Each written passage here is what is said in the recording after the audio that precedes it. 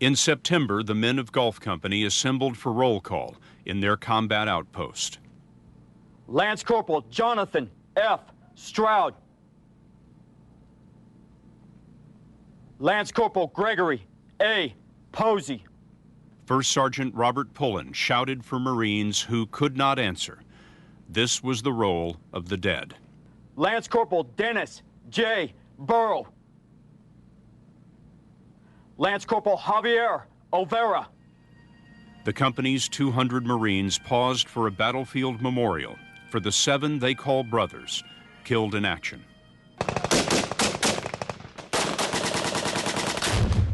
This was Gulf Company in July, pushing into part of Afghanistan never occupied by U.S. troops.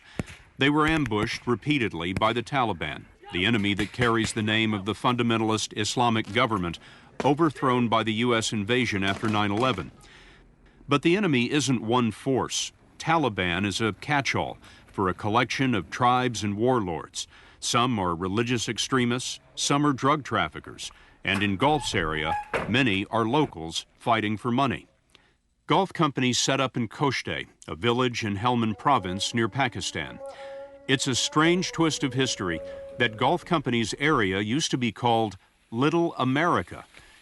In the 1950s, a massive U.S. foreign aid project dug the canals that now feed half of the world's heroin poppies and shoulder-high marijuana, both prime sources of Taliban cash.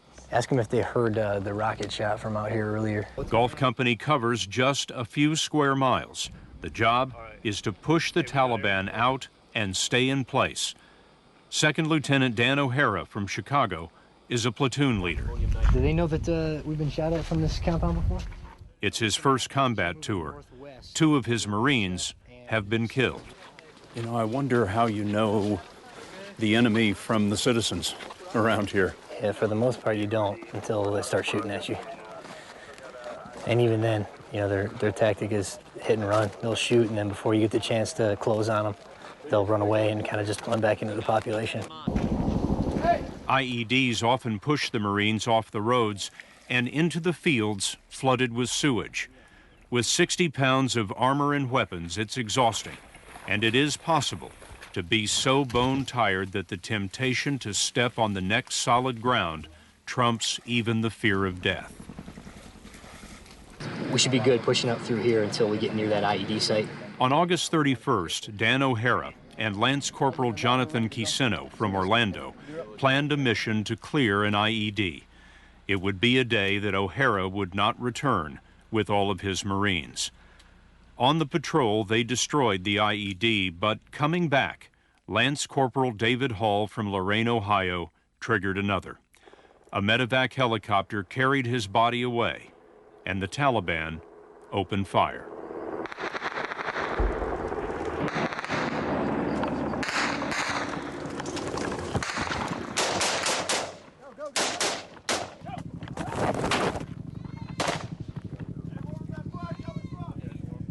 The next day, O'Hara gathered Hall's squad. When a Marine is killed, there is worry and doubt, which a platoon leader should end quickly. His death isn't the fault of anybody who's sitting here. If it belongs to anybody, it would belong to me, because I was the one out there who was in charge, making the decisions. So just understand, we're doing the right things. We're doing good work. We're making a difference here. You know, we're here fighting for the people of Afghanistan. We're here ultimately fighting for our country, you know, which is what we all signed up to do. After Hall's death, Lance Corporal Quiseno told us what many Marines are saying about restraint. They understand the strategy, follow their orders, and yet... It sucks. I don't know another word to say it. It sucks because all you want to do is get them, you know, for revenge, you know, to say the least. Because the Marines have been lost? Sure. I mean, definitely. You know, I mean, how many times have we been shot at? How many times do we know a direction, a distance, a compound, a vicinity where these guys are coming at, and then... You know, conventional war, that's it. You know, that whole compound will go. You know, but we can't drop ordnance on them because of civilian casualties. But you said it was frustrating. What do you mean? It's frustrating.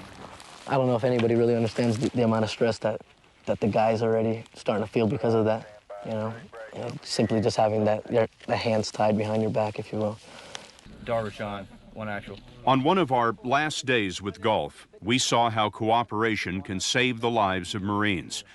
Using new and secret technology, the Marines destroyed an IED from long range while it was still being planted in the road. We went with Captain Zach Lehman on a patrol to investigate the site. But at the same time, a quarter-mile away, a different patrol led by Lance Corporal Ch17 was stopped by a terrified villager. Tell him to calm down. Tell him to calm down. The man said the Taliban was setting an ambush for Captain Lehman's patrol, headed to the IED strike. We won't show his face. He risked his life to tip the Marines. He believes the Taliban are in the corn, set up in ambush positions. Ch17 reported to base that Lehman's patrol was to be ambushed. What do you see here?